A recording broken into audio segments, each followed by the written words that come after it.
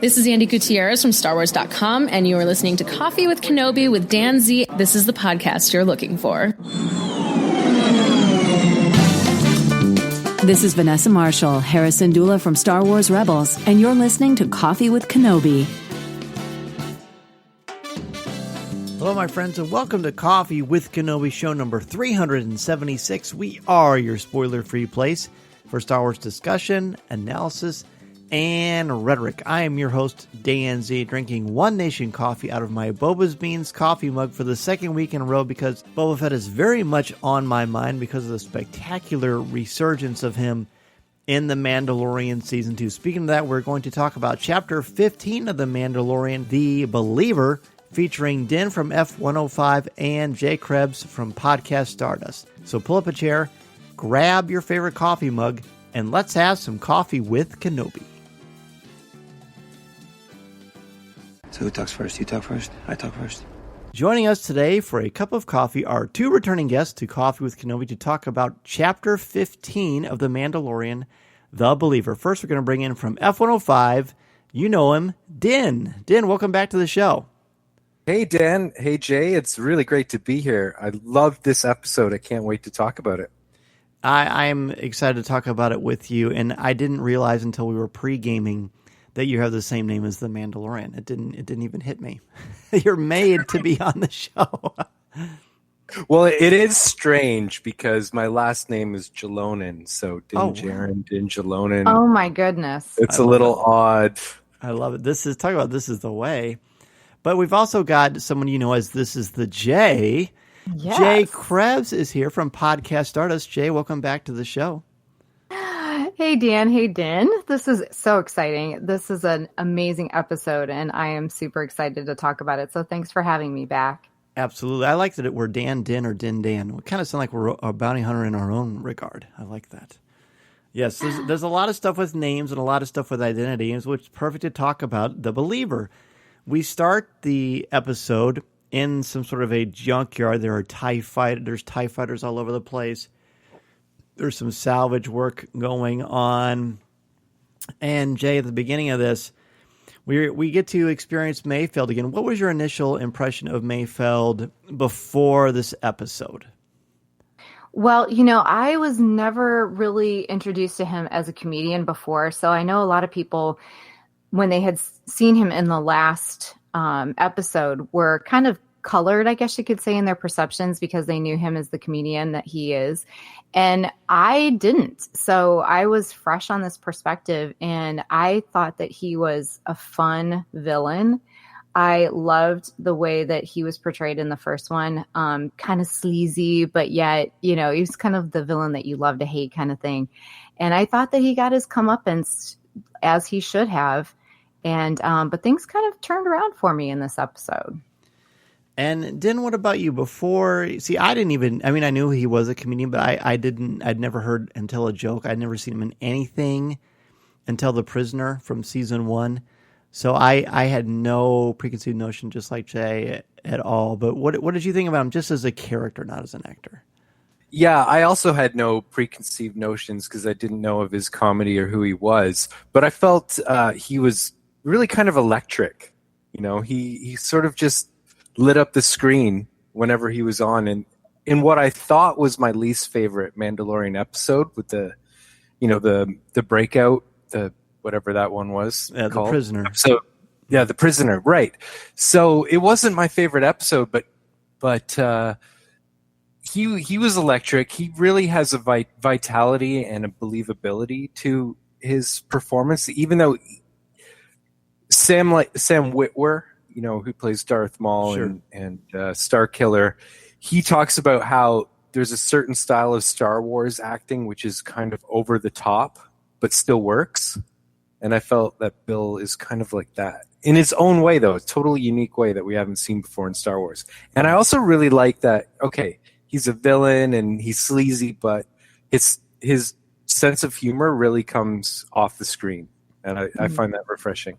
Fair. Well, you both had a much more favorable opinion of the character than I did. I thought he was despicable and irredeemable and one of the more uglier characters in Star Wars as far as what would seem to be inside him right? What made him tick? It didn't seem like much made him tick. He just seemed like a mean person. I thought he was very dismissive of the child in Denjarin. And when I heard and realized that he was coming back to the show, I actually let out an audible groan. I thought, oh, what do we need this guy for? Boy, am I glad that I was wrong. And I could not have been more wrong, which is the power of storytelling. But we're obviously going to get to that.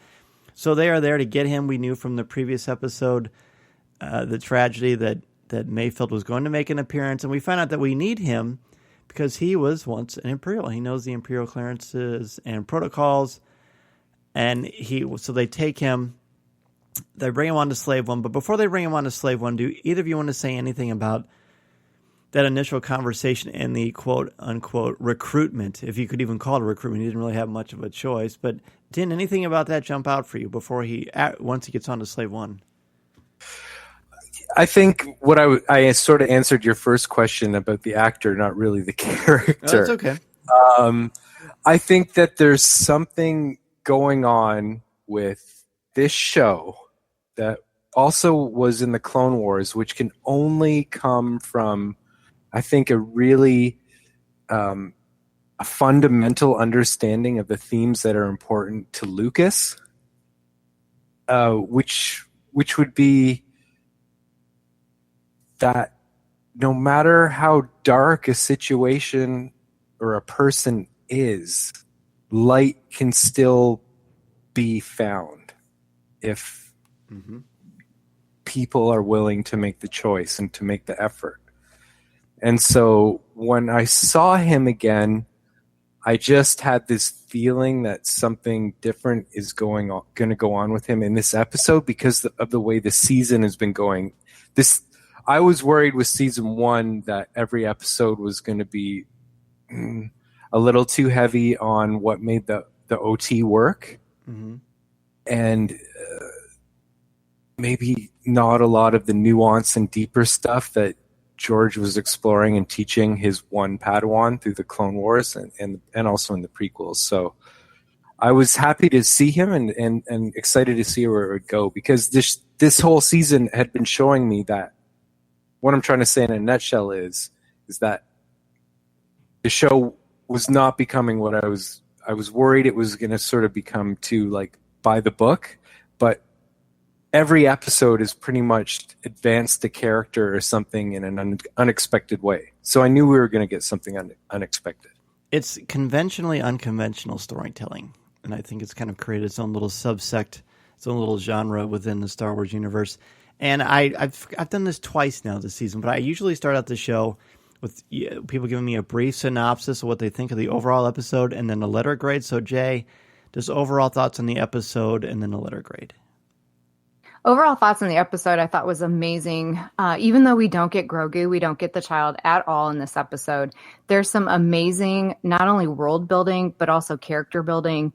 And kind of going back to what you just asked into, I was sitting here thinking about what really stood out to me. And I think The Mandalorian in general has really evoked a sense of real world type of characters, but yet still within the Star Wars universe, which I think is an extremely amazing balance that they've struck, because originally Star Wars was all about the space opera. And now we're getting more gritty. I mean, just the fact that we started out on this junkyard. I mean, it's the real world behind the scenes kind of Star Wars sorts of things. So I think that this is amazing in that respect. I loved the entire aspect of bringing in some of these threads from even things like Operation Cinder, which we'll be talking about, I'm sure.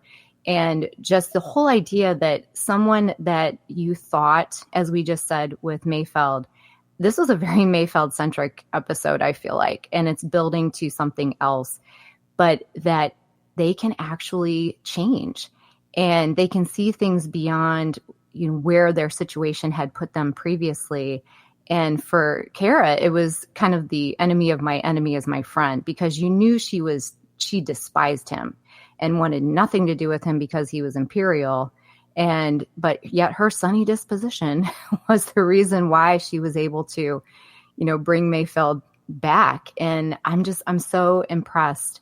And, Din the Mandalorian himself, in the way that he was able to use his values as a father figure. There's so much in this I'm skipping around and I'm going way too far ahead, but this one really definitely gets an A+ for me. And I'm surprised that I love it so much, but I do. Right. Well, I would give it a nice solid A. You know, these seem to be building and building and getting better and better. Is it better than a tragedy? I don't know. I mean, I don't even know if it really matters that it's better than a tragedy. The tragedy hit me more impactfully because it's supposed to, because of how it ends and in the angst that it fulfills within us. We all sort of have that secret desire for a little pain in our poetry, because it makes for good drama. It makes for good creativity, and it makes for a longing for what's going to happen next. And what we got here was certainly not a step backwards, but it was much more character-driven than the last episode. Mm-hmm. It's arguable that this may be one of the more important character pieces of this entire series so far. So definitely an A for me for some really fun, unexpected reasons. Dan, what about you? Quick synopsis and letter grade. Yeah, quick one. I'm just really shocked that I saw online that some people would call something like this filler. Oh, So what I was to add on what I was saying before to the fact that I think it's imbued with a sense of the themes and the soul. Soul is a word that I would use. That's important to George Lucas, you know? And I know that Dave Filoni, he's mentioned quite a few times that he finds that he wants to infuse all the work he's doing now with as much of what was important to George in it as he can. So I know that George was saying that his sequel trilogy way back was going to be more gray. And this is the penultimate. Yep, penultimate. Penultimate episode about, I think, the grayness of the universe that George was wanting to explore, like, which was basically, you know, if a rebellion wins, then there's a mess, and what bad things did they do to achieve it, and what bad has it created in the galaxy, and what, you know, the good comes, but what's the cost that the good came with? And I think this episode, we'll talk about it more, but it really gets into the nuances of that a lot. And I think on a macro, like, galactic level, as the show's been doing, but in this episode on a really personal level, which made me feel really strong emotions. And whenever Star Wars or any art makes me feel something really strongly, I know something good is going on. Right, here. So what letter grade would you give it? I have a hard time not giving this a perfect score. Fair enough. Yeah. That is totally acceptable, I would think. All right, I can't find a thing to critique about it. Fair enough. All right, so the only thing I really want to point out to the beginning is seeing the inside of Slave One and how the cockpit rotates, sort of the gyroscopic effect of that was absolutely stunning and breathtaking. Seeing that Boba Fett had his armor fresh and painted, I thought was awesome. It was kind of cool to see him, because when they first scanned up and showed the Slave One on the little horizon there, I had sort of forgotten that Boba Fett was around, and it sort of took my breath away quickly. I'm like, oh, sweet, he's still here. He's still around. And while he didn't have much of a big role, he certainly knew how to put an exclamation point on the end of the episode. But we'll get to that. So we go to the planet Morak. That's where we know that there is an Imperial terminal that they can hack into. It's an Imperial mining hub. It has a Rhydonium, I guess, a factory, for lack of a better word. So they get there. There's this wonderful action sequence that is very reminiscent of Indiana Jones and the truck sequence.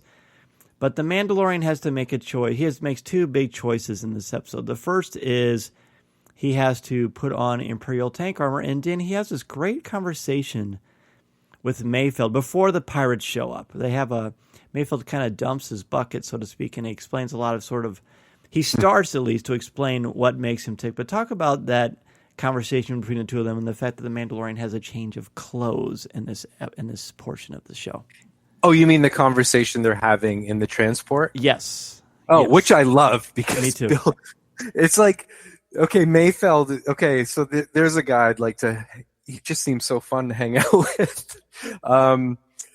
I like his sense of playfulness with Din. He's being playful and he's being the comedian that he is, but he's doing it for us. He's doing it for serious reasons, to try to question the things that we believe in, and what do we really believe in, and how high up are those things on our sort of hierarchy of needs? And that's been going on in the whole season this season with Din having to reevaluate his creed based on circumstance. And I think that's what Bill is really usually when we do these episodes or a movie, I'm into the mythology and the spiritual stuff, and I'm so well researched and I know exactly what I want to say, but this episode I don't, because it really makes me think a lot. Well, and then so that conversation that they're having really makes it. He's really forcing Din to think about what the helmet means to him, and do you know what I'm getting at? I do. I do, because he's flat out says, either you're not supposed to take off your armor or you're not supposed to show your face. What is it? To me, what he's really asking. See, I didn't get much of a sense of playfulness. I got very much a sense of angst, because I think that the Mandalorian is a threat to him, to Mayfeld, because not only is he physically imposing and dangerous, he's already shown he can easily outmaneuver Mayfeld, but I think it's more that the Mandalorian is so comfortable in his skin and so set in his ways that his identity is firmly ensconced into his psyche. But Mayfeld, I get a sense, is very lost. He very much doesn't have a direction. That's why, to me, this is called the believer, because he ends up believing in himself, which I don't know that he had for a very long time. So I think the Mandalorian is a bit of a threat to him. Yes, he's antagonizing him, and it's under the guise of playfulness, but I think there's nothing playful about it. I really think he wants to know, why is this guy so subtle? I mean, literally, in that cab, Jay, when they're driving, he's staring straight ahead. He doesn't need to do chit-chat. He's got a mission. He wants to help save the child, and that's all he cares about. But then Mayfeld throws out these things, these really thought-provoking things like, invaders on their land is all we are, whether we're in the New Republic or the Empire, and then he says, that's one of those gray things I was talking about. Absolutely. And then he says, you can make it through the day and still sleep at night. You're doing better than most. And often when people are saying things like that, they're really talking about themselves. So Jay, what was your take on that conversation? Well, I'm sitting here thinking about everything that Din just said as well. And, you mentioned a couple of words that really stood out to me. Soul is one of them. And the hierarchy of needs, which of course is Maslow, and yeah. You're definitely speaking my language there. And the idea of identity.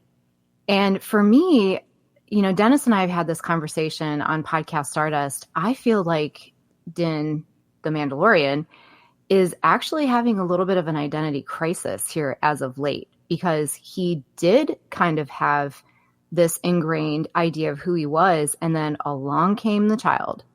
And then all of a sudden along came Bo-Katan, and now he's questioning, okay, well, there's two different factions of Mandalorians. I'm a child of the Watch, and then there's these other type of Mandalorians, and then he finds out from Boba that he was also a true Mandalorian. And so his fatherhood right now is the identity that he's able to hang on to. And with the conversation that Mayfeld had with him and the gray area in between, I think he's still struggling with that. And I think that's one of the reasons why he was so quiet. But he knows that there is nothing else at this point in time that's more important to him than Grogu. And that's why he's making these decisions that he's making during this episode, and why things are taking him in the way that they are. See, I would almost argue that while he's literally wearing all gray, which is a nice little color nod for us, I would argue that he's more clear in what he wants than anything. I don't, and Dennis had talked about this with me when he was on a couple weeks ago, but I think he's not lost in who he is. I think he finally understands it. So whatever he does end up wearing different armor, but this is something that at the beginning of chapter 1 he never would have done. He wouldn't have worn a disguise. He wouldn't. Are you kidding me? That would be like an affront to the way, probably. And then we'll get to the end later and why I think even more that he's not confused in the least. But I love both of your perspectives, and I think Mayfeld becomes interesting, because we at least start to scratch the surface of the fact that there's more to him than meets the eye. But we don't get a lot of time to reflect on that, because we've got this wonderful action sequence that I really just sort of want to address, at least before we move on to the two meatier parts of the end of the episode. But Dan, anything about this truck sequence that you love or you want to talk about? I think it's hard it's hard to keep. When I was first watching the episode, I realized that it was holding my attention during the scene, which is hard because at my age, middle age, I've seen so many action movies. I start to phase out during action because I feel like I've seen it before. But they did enough in this sequence to make the action interesting and to hold my attention. So I love that. There was like lots of surprises to how Din was defeating them. I like that Mayfeld pointed out another gray area, which was I don't know if he pointed it out or if I actually just thought of it. Maybe I just thought of it. I don't know. But they're basically like freedom fighters because that town they just went through, they're trying to stop the Empire from delivering the stuff which is going to destroy people. So maybe the pursuers are the actual good guys, but the good guys who are in the transport have to kill them to do their mission, which is good. So there's a lot of like this whole episode is making me question those gray areas more than I expected at this point. So that's what I like most about it. Yeah. It's like there are good guys and bad guys, and then the people in the transport are good guys and bad guys, and then we get to the Imperial officer later who, he's trying to convince them that he was doing good with Operation Cinder, but I won't get into that now. Jay, I love that, Din. Jay, anything about the truck sequence we want to discuss? Mm-hmm. And you picked up on the same thing I was going to say too, Din. For me, at first, it was very Western-like. I thought about being on top of a train, as it's going down the tracks, and then a fight scene like that. But that did strike me in terms of the fact that these would normally be people that Din would be fighting with, not against. But under these circumstances, it's, as Obi-Wan would say, it's all from a certain point of view. And we've talked before about how evil doesn't think that it's doing evil. It sees it from its own perspective. Mm-hmm. So there's so much gray area going on here. And, and the first time that Din tried to block one of the sticks, he realized that he wasn't wearing his Beskar. All of a sudden it just broke, and he realized it's almost like this weird realization that, I could be in trouble here. But I did love how grungy the armor was. There was a point on the helmet that Din was wearing that it almost looked like it had something spilled on it that had run down the side of the helmet. And they did such a great job with making it all feel very gritty, very real, very realistic. And these freedom fighters, they would have been the good guys at one point. So again, who's to say who's who? And it was so exciting. I loved this part. I really did.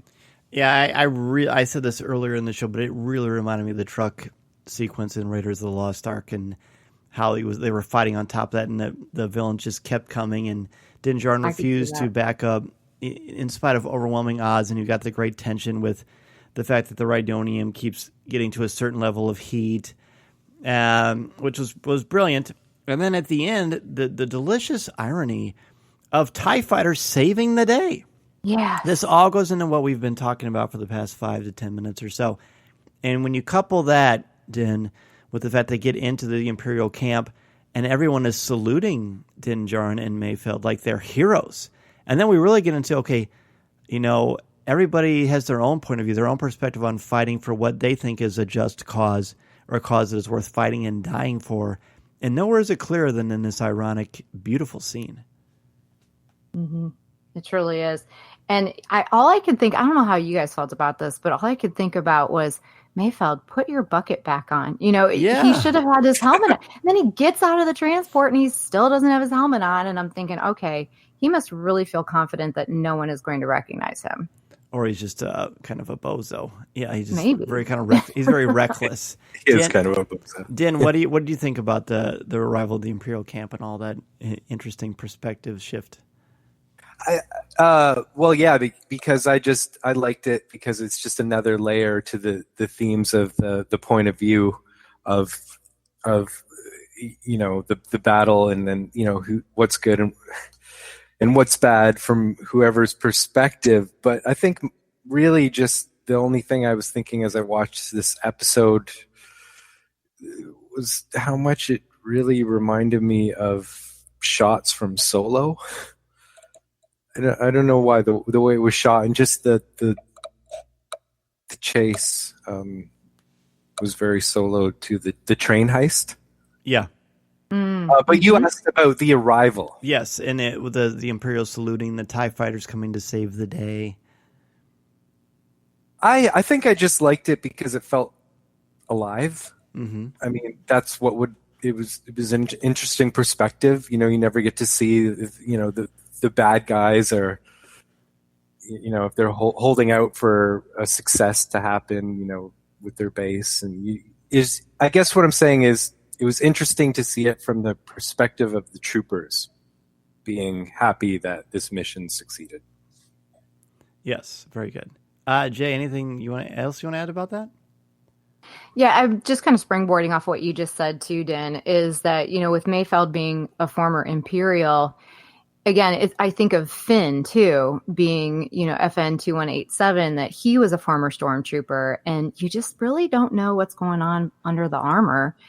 And, parallel that too with Denjarin and what's going on under his armor too. There's so many parallels to it that it's incredible. It really is. So we get in there and we've got, they're in this camp and all the Imperials are clapping and cheering and saluting, which is very fun and just you're a little nerve-wracked because as you mentioned, Mayfeld has his bucket off. Where obviously Denjarin does not. They show up, they've got to go into basically the mess hall area, for lack of a better term. And then we come into, Din, what I think is probably the most important part of the entire episode. The only way to get this information on the status stick is to get your face scanned. Talk to me about what happens and why it's so important. Yeah, to go back to the word soul, and it's just so beautifully acted by Pedro Pascal. Mm-hmm. When you look at his face, you're looking at a healed person. You're looking at a healed soul. Because, the biggest theme that I think was important to George was well, I shouldn't pretend to know what. One of the biggest themes that was important to him was when he said, that it was only Luke who could bring out the good invader, because George Lucas had felt in his personal life that adopting his first child, like while he was making Return of the Jedi, really, and he felt that he was becoming sort of the head of an empire with Star Wars, that he felt he had something to say about how it's our children that it's the children that save the parents. And that was very important to George. And my force, that is Din and Grogu. Like, Grogu has saved this, he once was lost, now he's found, saved his soul, given him the opportunity to make the choice to be fully human. And the symbolism is just so clear. He takes his mask off and he's going to be fully human to save the child that saved him. Right?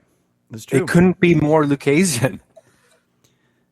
It's just so beautifully acted. It was just that's one of the reasons why I think this is one of my favorite episodes ever. And I can't not give it a 10 out of 10. Like, just that moment of seeing the soul on his face as he does what he has to do to save Grogu. Wow, it's just beautiful. It is. It really is. Jay, what stands out to you about it? I mean, it's obviously. Were you surprised by it? I guess I should start with that. I kind of felt like it had to be coming, because just as soon as they said it's got to be your facial recognition scan, you knew and I had that feeling in the pit of my stomach that, oh gosh, is he? And then the first time that he tried it and it didn't work, and then the system almost went into shutdown, he got desperate.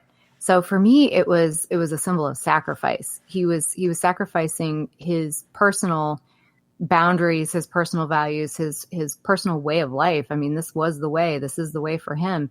But yet he was sacrificing that for the good of Grogu to be able to bring him back to where he needed to be.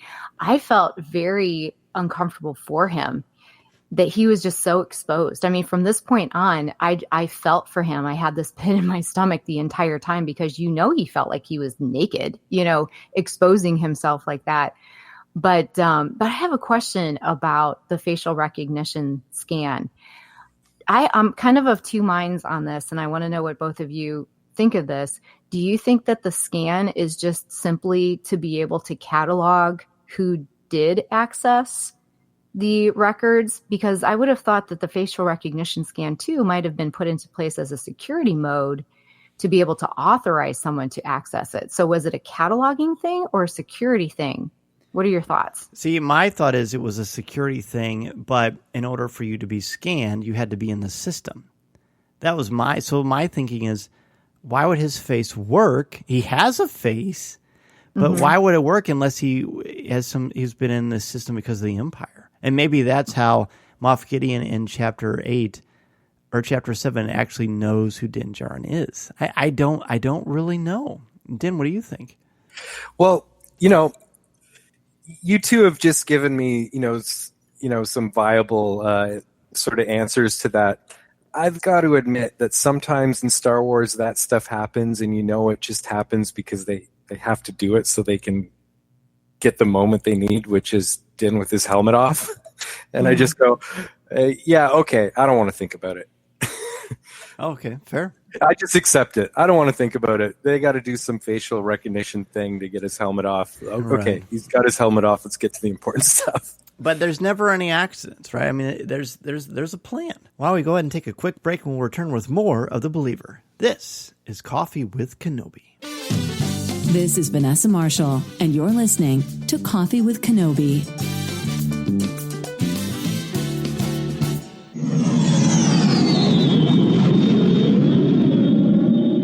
MEI and Mouse Fan Travel is your one-stop shop for your vacation needs and your plans to Walt Disney World, Disneyland, or the cruise lines. Travel looks much different now than it did a couple of months ago, and with the opening of Walt Disney World and soon, hopefully, the opening of Disneyland, you need a place to go where you can trust, and they will help you figure out and navigate all the different circumstances and guidelines that Disney has put out for you.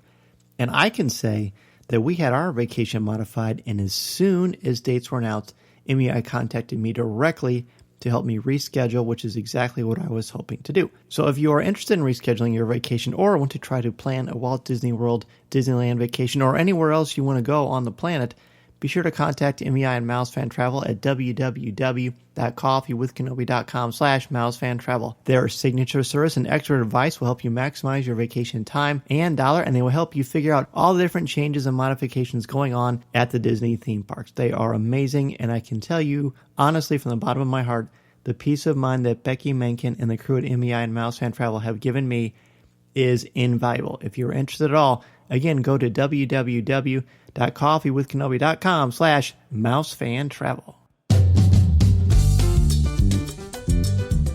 Let's talk a little bit more about the significance of Denjarin taking off his helmet in that episode and what it actually means for him. I've watched this episode a couple of times, naturally, as we all have. And when this happened, my son instantly said, "This is my favorite part, Daddy," and because he knew how important it was. And to me, it's so important because this is a full-on embracing that I'm a new person. I'm not a bounty hunter anymore. I'm a dad. That's why I don't think there's any gray in him anymore. There was zero hesitation. Him. No, definitely not. There was zero hesitation. He took it off. Yes, he felt vulnerable and exposed, but only because he loves now. I mean, yes, he feels like there's a little bit of that I don't want to be detected, but I think he has less than zero reservations about what he's doing because he loves the child so much. He flat says, "You're special." He calls him special. And he says that very menacingly at the end of the episode of Moff Gideon, which we'll get to. But the fact that he does it, and he does without a reservation, and when I was reflecting after the first time, I thought, well, gosh, it doesn't even seem uncomfortable. It's not really dramatic. Maybe that's a problem narratively. But then I looked at it again. I thought, no, it's not a problem at all. It's actually the way it needs to be. This is the way for him. He has no regrets. And in a way, Mayfield, ironically, almost gives him permission when they're having that conversation in that transport, because he says, we've all got our way until we've got that line that we need to cross to hit our needs, and that's not verbatim. but in a way it almost kind of opens the door for that to happen later. And it's really, really, really beautiful. But I just realized, I have to interject because I just realized it actually, rhymes with the Vader and Luke scene at the end of Jedi where Vader takes his mask off. Just thematically, that he's becoming fully human by taking his mask off to save his son.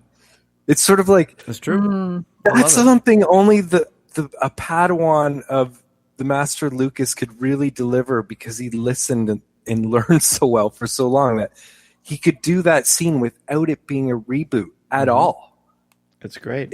You know what I mean? It's not an homage. It's not a reboot. It's the same thing. It's mythology, but in a totally new way. Yeah, it's mythology. It's taking a structure, a theme, and making it work for a new story to try to get a certain perspective, a certain thematic element across. What isn't cool is Valen Hess. This is the Imperial officer that causes a lot of the drama and tension and brings out a side of Mayfield that we have not seen to this degree. He was dripping with self-righteousness for himself, for the Empire, just for the fact that, he was kind of in a position of being holier than thou. And you could just tell that Mayfeld was just seething on the inside, because this guy was basically seeing everyone else, including all the troopers, as just, bugs under his feet. Mm-hmm. And even though he had asked them over, for a drink, it was almost in a very narcissistic, self-serving sort of a way, I feel like. And I have to hand it to Din, just kind of sitting there watching the whole thing. Like, you could tell that he was probably sensing some of the building tension the entire time. And all I could think was, oh, Mayfeld, just shut up. Just stop. Just let the guy rattle on. That's just what he does. That's who he is. But, again, this whole idea of the fact that you don't think that you're doing evil. But I think he thought, as far as the Empire goes, it was kind of a fun thing to tick up the deaths, from Operation Cinder. And then, what the Empire is planning, it's going to pale in comparison to Burning Khan. It just, you just feel that just disdain just dripping. Yeah, he is someone that is very, like, self-righteous is a really good way to describe it. Din, what stands out to you about Valen Hess? Yeah, I didn't think about it a lot until now as you two were talking, which made me realize a couple of things, that I think he's a sociopath. Oh, yeah. Who has latched onto this position in a very calculated way to be able to give himself permission to enact his sociopathic desires and ambitions. That's my opinion of him. That I don't think he actually thinks we've talked about how there's in Star Wars and in this episode, there's the characters that from their perspective, they're doing good, but they may be doing bad things. Mm-hmm. I feel like from his perspective, he knows he's doing bad, but he just doesn't care. Yeah. Because he wants to climb that ladder. And if the ladder means that it's a part of this rebuilding the Empire that's going to bring order, then that he'll sit nice and comfortably in a comfortable position of status within that order. Right. And doesn't care what he has to do to get there. No, he doesn't. And he brings up Operation Cinder. No, actually, Mayfield brings up Operation Cinder. So for people who are not sure what that is, that was talked about in the Aftermath books, the Chuck Wendig books, and Star Wars Shattered Empire, the comics. It's certainly talked about in Battlefront 2 in the main storyline. But in essence, this is the Emperor's failsafe. If he loses the Galactic Civil War, then he's basically going to try to destroy the galaxy and just take everything out. If he can't be in charge, he doesn't want it to exist. And so it involves destroying a lot of places. He tries to take out Naboo. He does a lot of horrible things even after his initial death. And we learned from Mayfield that 5,000 to 10,000 people died. He was a part of it, including his men. And Valen Hess smugly says, well, we outlived them. It's all for the glory of the Empire. And Mayfield doesn't agree. What about their families? What about these men that I served with? Did they get the chance? Did they get to vote? And this is when he has his metanoia. This is when he has his change of heart. And then he brutally murders Valen Hess. And then things get crazy. But I thought it was a really powerful moment. Jay, talk to me about that part. Well, yes, Mayfeld definitely shot first. That's for sure. No, That's right. That's right. No debate there. But yeah, I mean, the whole time that they were there, obviously Mayfeld was using his imperial knowledge to be able to ingrain themselves as being believed. You talk about the believer, they had to be believed in order to just be there. And I just thought it was brilliant how when Din was kind of fumbling over his TK number and everything, like he's like, oh, you're going to have to speak up a little bit to this guy. And he's so quick-witted. And that was just so incredible. And calling him Brown Eyes, I just thought that was, come on. And then Hess saying, come on, Brown Eyes, let's have a drink. But then when he finally pulled that trigger, you knew, as you said, that chaos was going to ensue. And as much as I figured, oh, it's going to happen, you go, no. Oh, it just happened. Here we go. And then from there, it was just amazing the way that you see Kara and, why can't I think of her name right Fennec now? Shan. Oh my gosh. Yes. Fennec Shan, just taking him out from, the sharpshooting from the ridge. That was so impressive. I enjoyed that scene very much. And it was also very scary because I'm afraid of heights. Yeah, me too. Me too. No, it's pretty stunning because of the impact and what it means. And then he's put his cards down. He's, I have pain because I don't feel good about being a part of this. There's definite trauma because of what he's experienced, what he has lost, and that is why he is lost. But through the Mandalorian, he's able to sort of find more of a sense of self. I do want to point out really quickly that Valen Hess very much seems like a linchpin to the First Order, because he flat out says, not freedom, order. That's something that's very First Order specific. Yes, the Galactic Empire talks about that, but the First Order sort of takes it to another level. It's even in the name of themselves, right? Mm-hmm. So then when it's over, he gives Denjarin a pass. He says, you did what you had to do. I never saw your face. Let's get out of here. Very, very powerful, the escape. And then Din, we have this great moment. He says, give me that Siler rifle once they get on to Slave One. And he blows that Rhydonium in this Imperial base to smithereens. Talk about the importance of that scene. Oh, okay, yeah. I just want to say that the last scene that we talked about, I just wanted to comment on when Pedro's eyes, when he looks at Mayfeld, when he knows Mayfeld's going over the edge, and he's like, just Pedro's acting is so good because he really sells that he's just like, no, Grogu. That's all he's thinking. Yep. I got to save this kid. Don't do this. That was great acting. Sorry, but this isn't, to me, it was just another little layer to the gray area thing, which was that, okay, so he's blowing up the, how do you say it? Rhodinium? Rhydonium. Rhydonium. Yes, Rhydonium. Okay, yes. Obviously, when he blows up the Rhydonium, there's probably like 100 troopers that are going to die, and their families are going to miss them. So it's another sort of like, then that's the bigger question of war, right? It's like, well, do we kill this fewer number of people to save a much larger number of people? So I thought of that. But that was the mental side. My emotional side was, this is Star Wars. I love it when it does it right, which is when it takes a bad guy and shows how, or bad girl, whatever, shows how they can become good, or at least back on the path to redemption. And it really makes you feel it. It's like, that's Star Wars. I love it. And he even says, we all have to sleep at night after he takes that big time shot. Jay, I thought it was really important because it showed that he's willing to put his money where his mouth is. He wasn't out there for destruction. He wasn't out there for chaos. In his mind, if I do this, then more innocent people are not going to suffer. And that ends up ultimately getting him released. Yes, because Kara's like, oh, nice shot. To me, I don't know. You said about Mayfeld being the believer. I think it was Kara that was the believer, that she hated Mayfeld. She wanted nothing to do with him. He was Imperial. He was scum. He was villainy.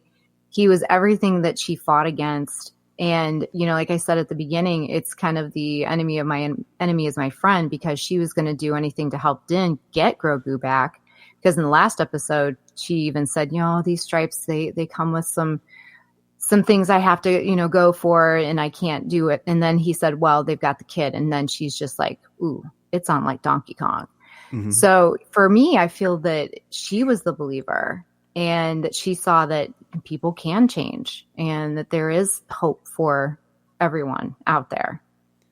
I was actually thinking at the beginning of the episode that the believer is Cara Dune, Denjarin, and then Mayfeld. All three of them are believers in their own way, but one of them takes a lot longer to get there. By the way, did you guys notice that Cara Dune, her little mole is the rebel symbol? Oh, yeah. I'd never noticed that until this episode. Oh, really? Oh, yeah. From the very beginning. Yeah. And it's very similar to, what prisoners give themselves if they've, if they've murdered someone in prison. I mean, I hate to go there, but that's the symbolism that's there. But this definitely takes on a different thing when it's a tier of the rebellion, is the way I look at it. Yeah, no, I agree. So then at the end we get basically the Rambo moment where, we see the Star Destroyer, and my first reaction was, oh no, we're going to see the child, and the child's probably going to be in danger or peril, and it's going to stress me out. We don't see the child. This is the only episode in the series where we haven't seen the child at all. And then when you see Moff Gideon, he's got a message from Denjarin, who essentially echoes the message that Moff Gideon gives at the end of season 1. But this time, it's much different. And I love the sequence. It's very, very powerful, very much psychs you up. Jay, let's start with you. What'd you make of that part? Oh, I was pumping my fists definitely on this one, because, like you said, it's the exact same speech that Moff Gideon gave to him, but it has a different gravity to it. It's so poignant, but in a different way, because he really does feel that Grogu is, he means more to me than you will ever know, but it's for a different reason. It's for the reason of love, not for using him for what he has. And I just think it's so awesome. I loved it. In many ways, that was more of a vulnerability than him taking off his armor in that Imperial base. Oh yeah, so true. Dan, what about you? It made me think of Bruce Lee. There's a few things in this series that have, yeah, like in the Jedi. She is the daughter of Dan and Santo, who was one of Bruce Lee's major students. Mm-hmm. And Bruce, I took Jeet Kune Do, Bruce Lee's school, for a few years, and I got sort of obsessed with Bruce's thinking as a philosopher and artist. And Bruce Lee said, there's a scene in Enter the Dragon where he says, what was that, an exhibition? We need emotional content. Mm-hmm.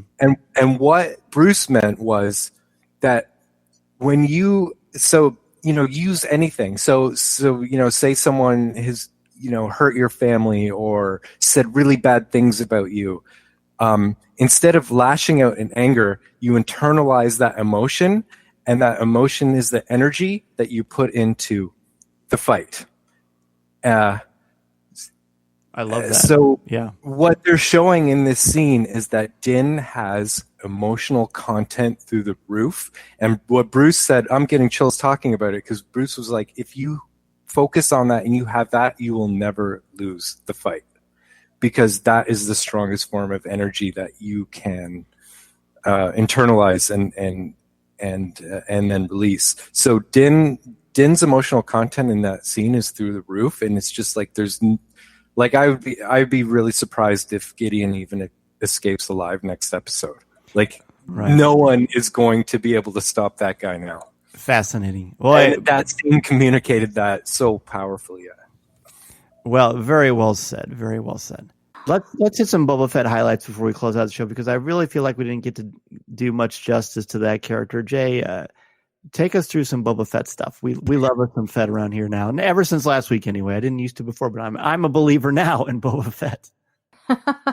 Well, of course, Dan, you know that I have been a Mandalorian fan forever, and I've always had a Boba fetish. So this was such a fun episode because there were some great comedy things in here when he said about, we were talking about faces, and he said, I think they might recognize my face. I cracked up so hard at that, being a clone, of course. And then, hello, seismic charge. I was jumping up and down in my seat because I set my alarm on Friday mornings for 5 o'clock in the morning so that I can watch before I even go to school. And so when that happened, I rewound it just enough so that I could turn up my headphones and just listen to it again, which was amazing. And then, his armor was looking pretty spiffy, but I have to say, I kind of liked it beat up, that kind of retro sort of look, but I could understand that he wanted to kind of bring it back to life just like he was brought back to life. I like that. Like something from the ashes. Yeah. Or the intestines of a sarlacc. Exactly. Din, anything you want to add about Boba Fett?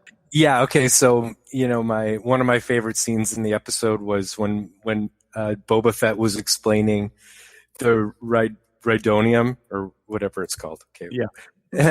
And he goes, it's highly volatile and explosive. And then Mayfeld's like, oh, what? Like this one over here? He points to Cara Dune.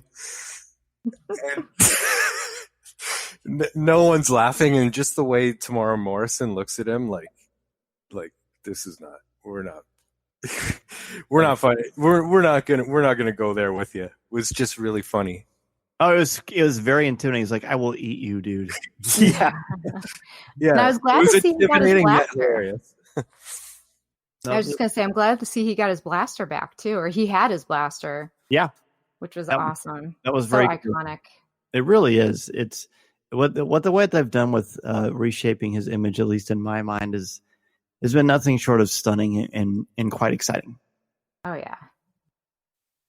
It's kind of spiritual, too, Yeah, very much so. He's almost Jedi-like, and he seems maybe he's going to be a bit of a mentor to Din. That would be interesting. We shall certainly see on that one. Let's take a really quick break and close out the show. We'll be back with much more from Din and Jay. This is Coffee with Kenobi. Listening to Coffee with Kenobi, you are, with Dan Z, the podcast you're looking for. This is...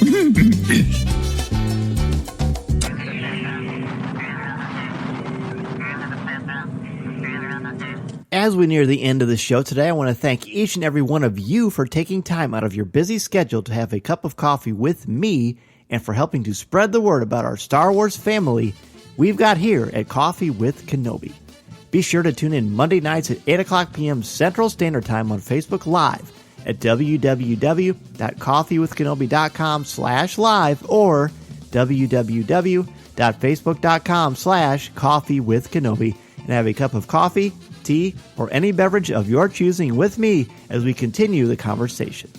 To join us in the CWK Cafe, which is our Facebook group, and share your Star Wars thoughts, comments, reviews, and opinions in a family-friendly, spoiler-free place that is also drama-free, go to www.coffeewithkenobi.com/community and be part of the conversation, talk about this week's show, or just talk about some Star Wars. We have a lot of fun, and you'll make some new friends, as well as catch up with longtime friends along the way. I also want to thank all of the new and longtime members of the CWK Alliance and let you know how much I appreciate your help and encouragement.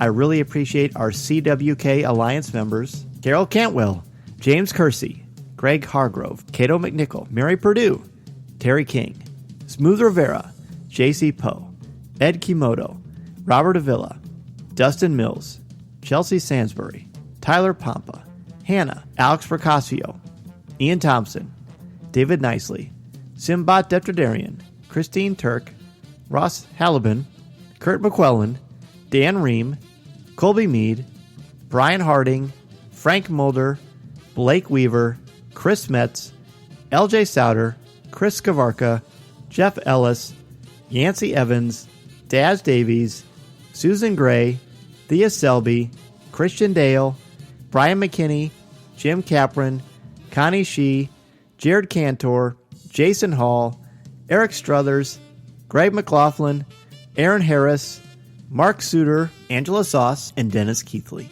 If you want to join the CWK Alliance, go to www.cwkalliance.com and sign up today. Not only will you help out Coffee with Kenobi, but you also get access to CWK Pour-Over, the exclusive weekly podcast not heard anywhere else. It's a great way to support and help out the show, and 10% of your monthly contributions go directly to the St. Jude Children's Hospital to support the incredibly important work they are doing to help these brave children and their families. Plus, contributors at the CWK All-Star level can watch a video podcast of CWK Pour-Over hosted by me, Tom Gross, and Corey Clubb. Feel free to reach out anytime if you have any questions. In addition to being part of the community on Facebook, please don't forget to visit our website at www.coffeewithkenobi.com for Star Wars news, announcements, reviews, videos, and so much more. If you have a question for me or just want to share your thoughts on the air, feel free to email me at danz@coffeewithkenobi.com and I'll share them on the show. You can also connect with me on Twitter at Mr. Zaire, MRZEHR, or on Instagram at DanZareCWK. There are also a lot more ways to connect with me and Coffee with Kenobi on social media. Follow us on Twitter and Instagram. Give us a like on Facebook at facebook.com/coffeewithkenobi. Check us out on Pinterest or subscribe to our Coffee with Kenobi YouTube channel.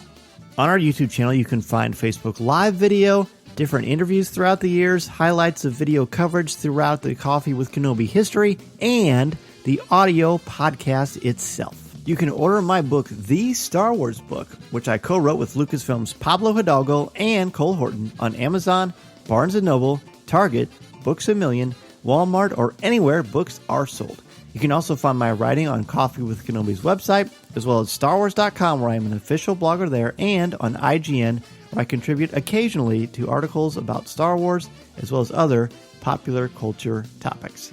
If you are considering starting a podcast or a blog, let me know how I can help you get started and make your creative vision a reality. Be sure to check out danzmedia.com and we can get the process started. I am also available to come to your school, conference, business, or organization to talk about how to tap into your strengths and help you bring out your very best. I want to inspire you to be inspired so you can take that first step into a larger world. Thanks as always to our Coffee with Kenobi sponsors, especially MEI and Mouse Fan Travel, our travel partner and your one-stop shop for all things Walt Disney World, Disneyland, the Disney Cruise Lines, or anywhere on the planet you want to go on your vacation.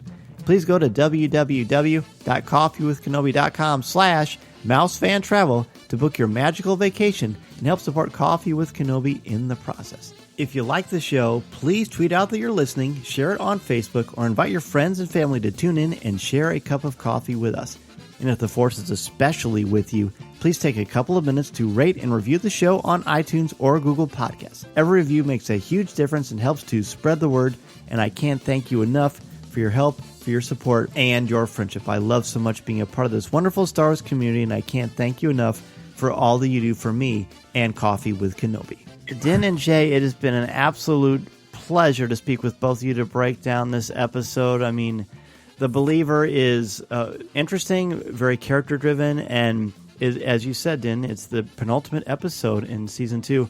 We're in for quite a finale, and I can't wait to see what happens when everyone thinks about it. And undoubtedly, everyone is going to want to reach out to the two of you if they have not already to continue the conversation. So, Jay, please let everybody know where they can find you and let us know what's going on with Podcast Stardust. Absolutely. You can definitely find me over on Podcast Stardust, as you said, with my co-host, Dennis Keithley. And we are on Twitter, Facebook, and Instagram at Podcast Stardust. You can catch us on the RetroZap Network. We put out 3 shows a week. We have news, reviews, discussion. We also do a once-a-month fashion and lifestyle roundup that we call World Between Worlds. And so, yeah, we just love it if you tune in. You can find us on everything from Spotify to Audible and Lisbon, Stitcher, Google Podcasts, Apple Podcasts, and everywhere in between. I love it. What about you personally, your Twitter feed? Oh, I am at Joyce Krebs. That's my real name, but of course, Jay is the name of my true self. And so, yes, and I'm also at Krebs Class, which is my Star Wars in the Classroom, I guess you could say, handle on my classroom Twitter as well. Very good. And Din, where can everybody find you and get a hold of your great music? Oh, thank you. Thank you for saying that. So it's www.f105music.com. And that links to, all our social networks and places you can buy music. If you want to just go directly to a social network, my handle everywhere is F105 Music. So Twitter, Facebook, Instagram, Bandcamps, all of them. Be sure to follow both Din and Jay for more fun Star Wars conversation. It was so much fun to talk about The Believer with each and every one of you, and we're in that bittersweet wheelhouse, aren't we, where we're so excited to see what's going to happen. Will Grogu be rescued? What's going to happen with the Mandalorian and his newfound crew as they're working together? You want to see what's going to happen, but you also don't want Season 2 to end. But you know what? Whatever the case is, Coffee with Kenobi will be here with you every step of the way to talk about the process and have a great time experiencing the world of Star Wars. Thank you so much, everybody, for joining us. Be sure to join us Monday night, 8 o'clock p.m. Central Standard Time, to talk about and share your top 5 moments from the Season 2 finale of The Mandalorian. Have a great rest of your week, and remember, this is the podcast you're looking for.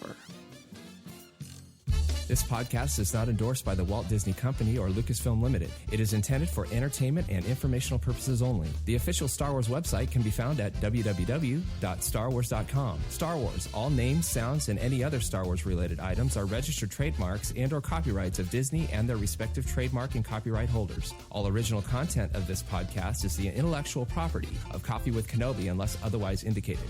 This is the podcast you're looking for.